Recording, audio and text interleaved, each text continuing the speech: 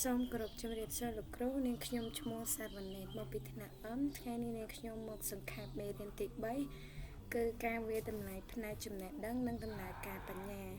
ហើយមាតិការបស់យើងគឺមានចំនួន4ធំទី1សេចក្តីផ្ដាំទី2វិធីឬប្រភេទវាយតម្លៃក្នុងថ្នាក់រៀនទី3ប្រភេទនៃលទ្ធផលសិក្សារំពឹងទុកបែបពុទ្ធិនិងទី4គឺលក្ខណៈវិនិច្ឆ័យក្នុងការជ្រើសរើសលទ្ធផលសិក្សារំពឹងទុកមួយយើងចូលមកដល់សេចក្តីផ្ដើមចឹងការវាយតម្លៃដែលទុកចិត្តបានគឺចាប់ផ្ដើម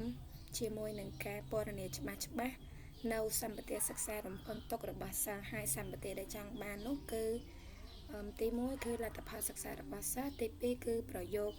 ច្បាស់នៃលទ្ធផលសិក្សារបស់សិស្សមានដូចជាគោលបំណងវត្ថុបំណងស្តង់ដារឬអ្វីដែលសិស្សគួរដឹងនិងអាចធ្វើបានចេញពីចំណេះដឹងហើយចំណុច1.1គេនិយាយអំពីការពិនិត្យឡើងវិញនៅអធិពលដែលជះលើការសិក្សារបស់សិស្សនិងការវាយតម្លៃអញ្ចឹងការសិក្សារបស់សិស្សមិនមែនអាស្រ័យតែការបង្រៀននៅក្នុងថ្នាក់មួយទេ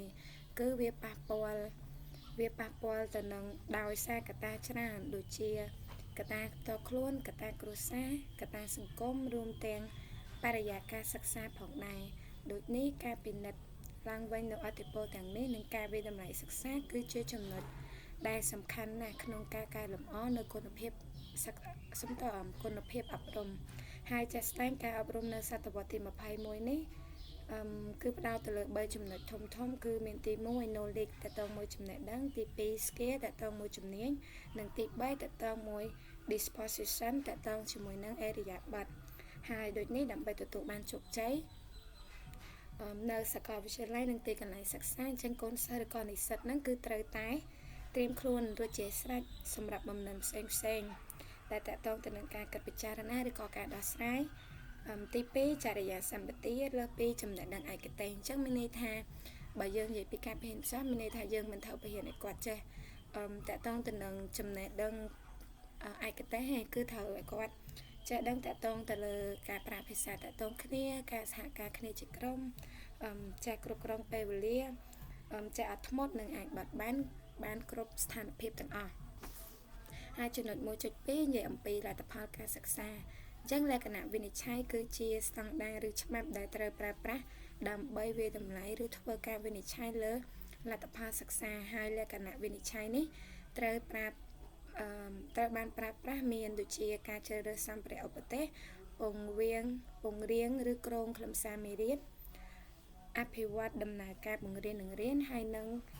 ការរៀបចំតេស្តនិងការប្រឡងអញ្ចឹងតើតងចំណុច4ហ្នឹងគឺវាផ្ដោតសំខាន់ទៅលើលទ្ធផលការសិក្សារបស់សិស្សមានន័យថាបើសិនជាយើងអនុវត្តតតងមួយចំណុចទាំង4ហ្នឹងដំណើរការទៅបានល្អការជ្រើសរើសសម្ភារៈឧបទេសសមស្របទៅជាមួយនឹង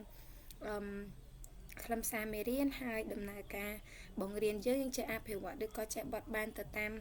ស្ថានភាពជាក់ស្ដែងហើយនោះការរៀបចំតេស្តយើងនិងការប្រឡងរបស់យើងនឹងលទ្ធផលសិក្សារបស់សិស្សគឺនឹងទទួលបានជោគជ័យឬក៏លទ្ធផលល្អហើយមួយទៀតខ្ញុំចង់និយាយតទៅពីពាក្យគន្លឹះទាំង3គឺទី1គោលដៅការអប់រំទី2គោលបំណងការអប់រំនិងទី3គឺវត្ថុបំណងការអប់រំអញ្ចឹងចំណុចទាំង3ហ្នឹងគឺវាគ្រប់គ្រងគ្នាទៅវិញទៅមកមានន័យថាវត្ថុបំណងការអប់រំហ្នឹងគឺវាប្រព្រឹត្តឡើងដើម្បីជាជំហានតូចៗដែលជួយសម្រេចគោលបំណងហើយគោលបំណងនៃការអប់រំហ្នឹងគឺជារួមដែលជួយសម្រេចទៅដល់គោលដៅធំបំផុតរបស់ជាតិឬក៏របស់សិស្សនឹងឯងមានន័យថាគោលដៅការអប់រំនោះគឺជាប្រយោគទូទៅអំពីលទ្ធផលសិក្សារបស់សិស្សដែលចង់បានក្រោយពេលរៀនចប់តាមគណិតសិក្សាមានន័យថាឧទាហរណ៍ថាពេលគាត់រៀនចប់នៅថ្នាក់ទី3អញ្ចឹងទៅគាត់ចេះបានអីគេខ្លះហើយឬក៏យើងនិយាយពីមួយវិទ្យាល័យឬក៏ទៅសាកលវិទ្យាល័យអញ្ចឹងទៅគាត់ចេះបានអីគេខ្លះហើយមួយទៀតតទៅមួយវត្ថុបំណងការអប់រំគឺជាប្រយោគនៃការអនុវត្តជាក់ស្ដែងដែលត្រូវបានបង្ហាញនៅចុងមេរៀននីមួយៗនៃវត្ថុបំណងការអប់រំនេះគឺនៅទីនេះគឺមានន័យ មានន័យដូចវត្ថុបំណងបង្រៀននឹងរៀនដែរហើយយើងចូលមកដល់ចំណុចទី2គឺប្រភេទឬវិធីវាតម្លៃក្នុងថ្នាក់អញ្ចឹងប្រភេទឬក៏វិធីវាតម្លៃក្នុងថ្នាក់ហ្នឹងគឺ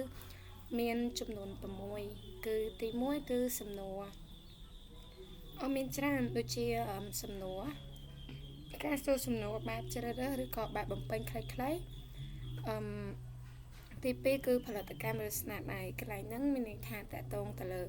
យើងអាចគាត់សិបបង្កើតអីមួយ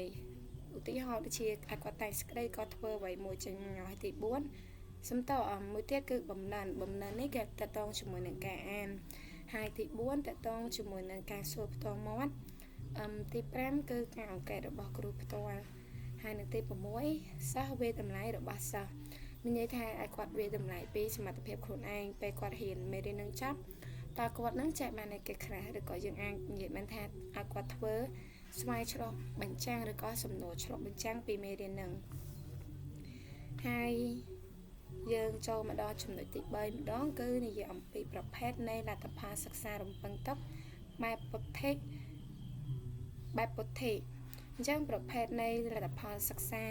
រំពឹងទុកបែបពុទ្ធិហ្នឹងគឺជាកម្រិតចំណេះដឹងនិងជំនាញកាត់ដែលសិស្សនិស្សិតហ្នឹងរំពឹងថាអាចនឹងទទួលបានបន្ទាប់ពីគាត់នឹងបញ្ចប់វគ្គសិក្សាឬកម្មវិធីណាមួយហើយដើម្បីកំណត់កម្រិតទាំងនេះគឺគេច្រើនប្រើចំណាត់ថ្នាក់ពុទ្ធិរបស់ពលូមតាសូណាមីអញ្ចឹងនៅក្នុងចំណាត់ថ្នាក់ពុទ្ធិរបស់ពលូមតាសូណាមីហ្នឹងគឺគេចែកចេញជា6កម្រិតសំខាន់ដែលកម្រិតទី1និងកម្រិតទី1គឺកម្រិតចងចាំនិងកម្រិតទី2គឺកម្រិតយល់ដឹងកម្រិតទី3គឺកម្រិតអនុវត្តកម្រិតទី4គឺកម្រិតវិភាគ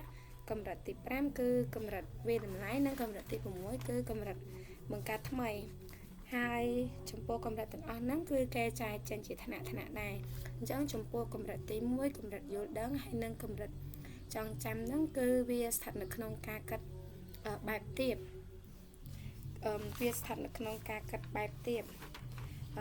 ហើយកម្រិតទី3វិញគឺកម្រិតអនុវត្តហ្នឹងគឺវាស្ថិតនៅក្នុងការកាត់កម្រិតទៀតឬក៏មធ្យមហើយនឹងកម្រិតទី4ទី5និងទី6គឺវាស្ថិតនៅក្នុងការកាត់កម្រិតខ្ពស់ឬក៏កម្រិតបែបស៊ីជម្រៅចំពោះទី4គឺលក្ខណៈវិនិច្ឆ័យក្នុងការជ្រើសរើសលទ្ធផលសិក្សាមួយពេលសិក្សាអញ្ចឹងលក្ខណៈវិនិច្ឆ័យក្នុងការជ្រើសរើសលទ្ធផលសិក្សាមួយពេលសិក្សាហ្នឹងគឺជា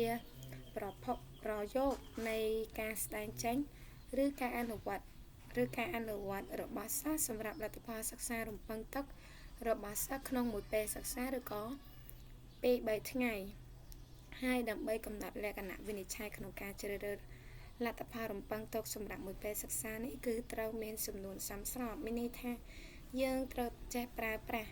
សំណួរនឹងឲ្យសមស្របមានន័យថាការដាក់ពាក្យទៅក្នុងការជ្រើសលទ្ធផលនឹងឯងហើយទី2គឺសរសេរស្រួលយល់ទី3បន្ស៊ីជាមួយនឹងគោលដៅសិក្សារបស់ស្ថាប័ននិងបំណិនសតវត្សទី21ទី4គឺជំរុញការប្រឈមតែសិស្សអាចធ្វើបានមានន័យថាអានេះគឺយើងដាក់បញ្ហាឲ្យសិស្សទៅប៉ុន្តែបញ្ហាហ្នឹងគឺដាក់ទៅឲ្យគឺថារបៀបថាឲ្យសិស្សហ្នឹងត្រូវតែធ្វើបានអញ្ចឹងទៅទី5គឺបន្ស៊ីជាមួយនឹងទ្រឹស្ដីគោលការណ៍បង្រៀននិងរៀននិងជំរុញការជំរុញទឹកចិត្តសិស្សហើយជាសរុបរួមមកគឺ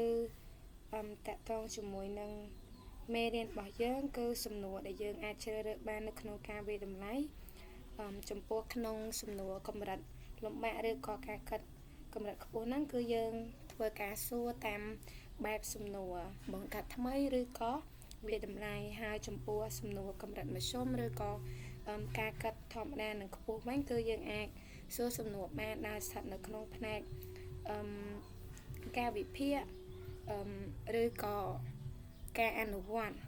ហើយចំពោះសំណួរកម្រិតងាយឬក៏ការកាត់ធម្មតាវិញគឺយើងអាចសួរសំណួរគាត់ដែលស្ថិតនៅក្នុងកម្រិតចងចាំឬក៏កម្រិតយល់ដឹងអញ្ចឹងចំពោះការសង្ខេបមេរៀនរបស់ខ្ញុំនៅក្នុងមេរៀនទី3នឹងមានប៉ុណ្ណឹងសូមអរគុណលោកគ្រូហើយក៏សូមអធិស្ឋានលោកចំពោះកំហុសខុសឆ្គងនិងមានអ្វីខ្វះខាតគឺសូមលោកគ្រូជួយបំពេញបន្ថែមផងសូមអរគុណ